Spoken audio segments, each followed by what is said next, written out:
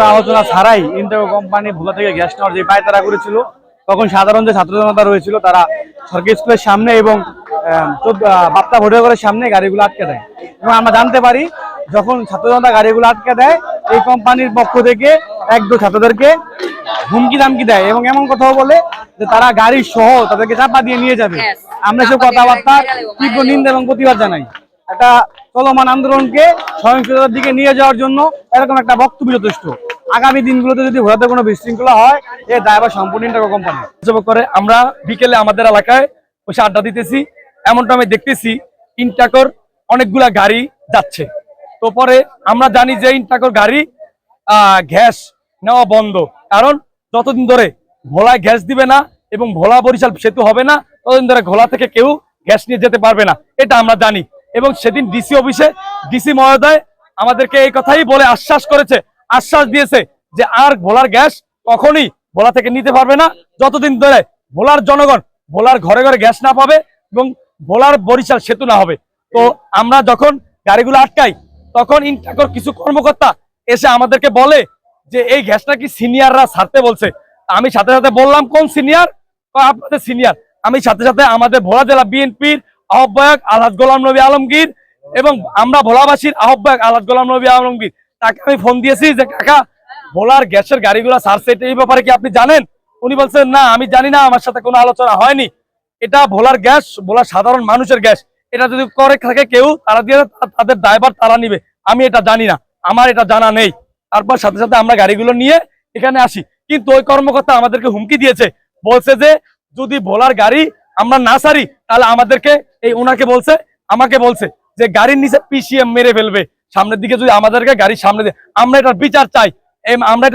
কেন এই ধরনের হুমকি তারা দিচ্ছে? এটা ভোলা মানুষের দাবি, এটা আমার এক দাবি না, ভোলার 20 লক্ষ মানুষের দাবি, আপনার দাবি, সাংবাদিক ভাই আপনারও দাবি, এবং ভোলার প্রশাসনের দাবি, ভোলার জনগণের দাবি, সকলের দাবি। তাই আমি চাই যে এই ভোলার গ্যাস ভোলায় আগে দিবে, ভোলা বরিশাল সেতু হবে, তারপর এখান থেকে ভোলার গাড়ি যাবে, এর আগে গাড়ি যাবে না। গাড়ি আমরা এখানে 12টা গাড়ি, সবগুলা গাড়ি বেলাল আছে।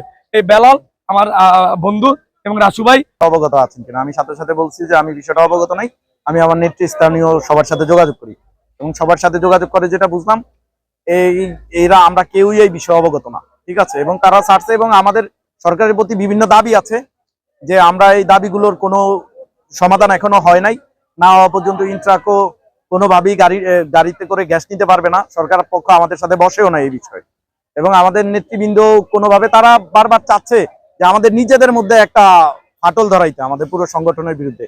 কিন্তু তারা জানে না এই যে ভোলাবাসী যে কমিটি, এইটার পিছনে ভোলার 20 লক্ষ মানুষ আছে, এটা তারা অনুধাবন করতে পারে নাই। আজকেও তারা অনুধাবন করছে যে খালি আমরা ভোলাবাসী মানি পুরো ভোলা জেলার মানুষ। এই যে আমাদের মঞ্জু ভাই কিন্তু আমাদের কমিটিতে নাই, কিন্তু সে আজকে কালীনাথ বাজারে ফাইট দিছে। কেন ফাইট দিছে? কারণ সে আমরা ভোলাবাসীর একজন, সে নিজেকে আমরা ভোলাবাসীর একজন ভোলার মানুষ মনে করে।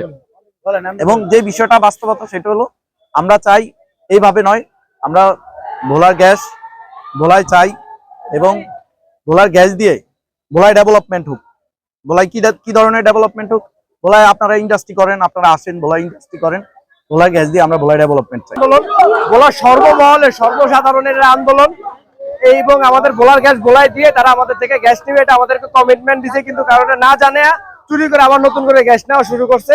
আমার সভাপতি বড় ছাত্র দলের জাকেরিয়া মঞ্জু, আমরা আজকে কালীনাথ বাজার দেখে গাড়ি আটকেছি, সেই গাড়ি আমরা নিয়ে আসছি এখানে, এবং তারা আমাদের ভোলা জেলা বিএনপি এবং ভোলা জেলা বিভিন্ন মুরব্বীদের নাম বিক্রি করছে যে তারা তাদেরকে যাওয়ার অনুমোদন দিছে, কিন্তু আসলে সম্পূর্ণ ভুয়া এবং মিথ্যা বানোয়াট। আমাদের ভোলার নেতৃত্ব যারা দিচ্ছে তাদেরকে জনগণের মাধ্যমে অপপ্রচার চালান, বিনষ্ট করার জন্য আন্দোলনকে তারা এই অপপ্রচার চালাইছে, কিন্তু এটা সম্পূর্ণ মিথ্যা বানোয়াট। আমাদের গ্যাস না দেওয়ার আগ পর্যন্ত আমরা এই গাড়ি ছাড়বো না, এটা সর্বসাধারণ।